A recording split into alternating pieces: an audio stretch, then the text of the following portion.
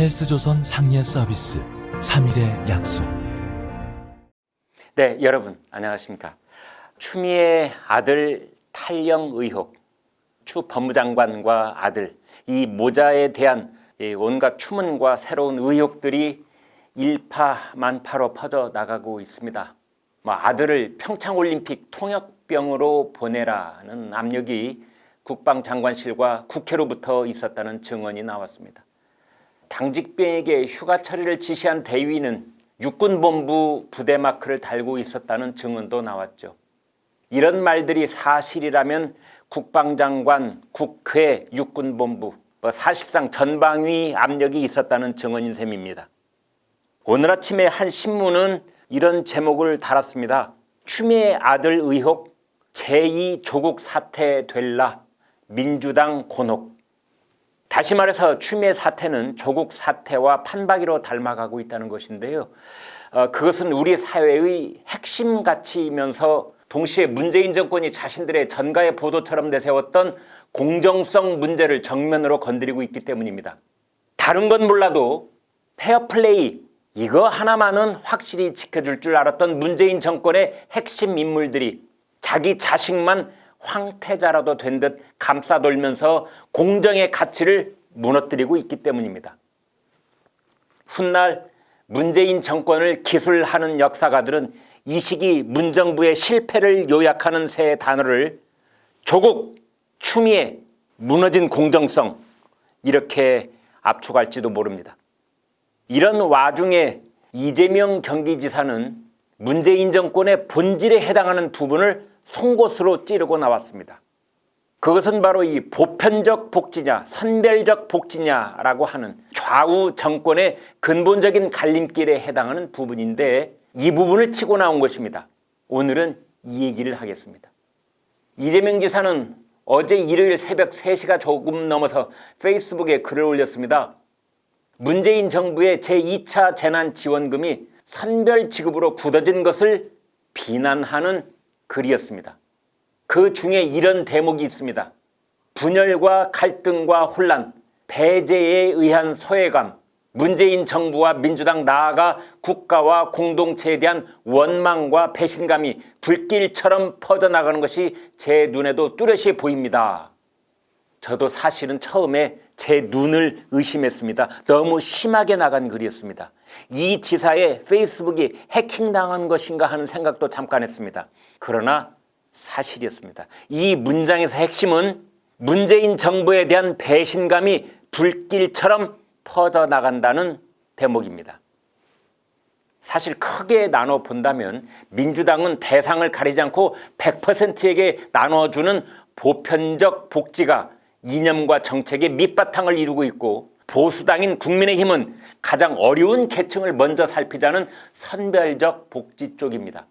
그런데 민주당은 한 번도 경험해보지 못한 천문학적 액수로 치솟고 있는 나라 빚 때문인지는 몰라도 4차 추경으로 마련된 재난지원금 7조 원을 선별 지급하기로 정한 것입니다.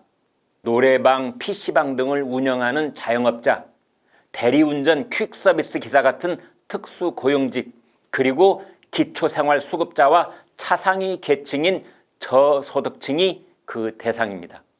자, 이러한 선별 지급에는 여야가 뜻을 함께 할 수도 있겠습니다. 그러나 선별 지급은 현실적인 문제가 도사리고 있습니다. 바로 선별의 기준을 정하는 문제입니다. 누구를 주고 누구를 뺄 것인가? 어느 시점을 기준으로 삼을 것인가? 작년에 가게를 연 자영업자는 되고 올해 창업한 사람은 제외되느냐? 학원 버스 기사는 되고 화물차 기사는 안 된다는 말이냐? 이러한 선별 시비가 워낙 거세고 있습니다. 선별 기준을 정하다가 세월 다 갈 수도 있고 또 어떻게 기준을 정하든 0.1%가 모자라 지원 대상에서 탈락한 경계선 부근에 있는 사람들의 불만도 만만치 않습니다. 그래서 무조건 100% 지급을 주장해온 이재명 지사가 바로 그 부분을 파고든 것입니다. 문재인 정부에 대한 배신감이 불길처럼 퍼질 것이다. 그러자 민주당 내부에서도 곧바로 찬반으로 나뉘는 양상을 보였습니다. 문 대통령 열성 지지층은 이 지사를 이렇게 비난했습니다. 이재명을 제명해 주세요. 당과 정부에 해당 행위를 하고 있네요. 반면 이 지사를 지지하는 당원은 이렇게 반박했습니다. 국민 지지율 1위 이재명이 싫으면 너희들이 탈당하라. 선별 지급이 맞는다면 무상급식도 선별급식으로 바꿔라. 자, 그렇다면 이재명 지사는 왜 이런 글을 올렸을까요? 그렇습니다. 수면 아래 가라앉아 있던 민주당 내부의 주류, 비주류의 갈등, 그리고 주류와의 한판 승부, 어차피 피할 수 없다고 본 것입니다. 민주당의 주류는 다음 세 갈래입니다. 하나는 80년대 학생운동 세력과 그 인맥들입니다. 둘째는 노무현 정부 때 청와대 근무 이력입니다. 특히 당시 문재인 민정수석과 가까이에서 근무했던 이력이 진골성골에 해당합니다. 셋째는 현 중앙정부 내에서 지난 3년 형성된 친문 세력들입니다. 그러나 이재명 지사는 이 세 가지가 하나도 없습니다. 셋 모두에 해당되지 않습니다. 이 지사가 손에 쥔 무기는 두 가지입니다. 하나는 과감한 정책적 승부수, 다른 하나는 대중적 지지도입니다.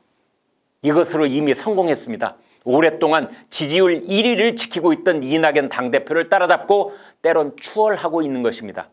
이재명 지사는 어떤 사안이 됐든 이낙연 대표와 선명하게 각을 세울 수 있으면 절대 마다하지 않을 것입니다. 이번에도 이낙연 대표는 재난지원금 선별 지급을 자신의 신념이라고 얘기했는데 이재명 지사는 배신감이 불길로 번질 것이라고 했습니다. 그러나 어제 오후 당정청 회의가 끝난 직후 이재명 지사는 슬쩍 한 발 물러섰습니다. 이렇게 말했습니다. 저 역시 정부의 일원이자 당의 당원으로서 정부 여당의 최종 결정에 성실히 따를 것입니다. 이는 변함없는 저의 충정입니다. 여러분은 어떻게 들으셨습니까? 이재명이 어디 갈까? 과연 이재명답다. 이런 생각이십니까?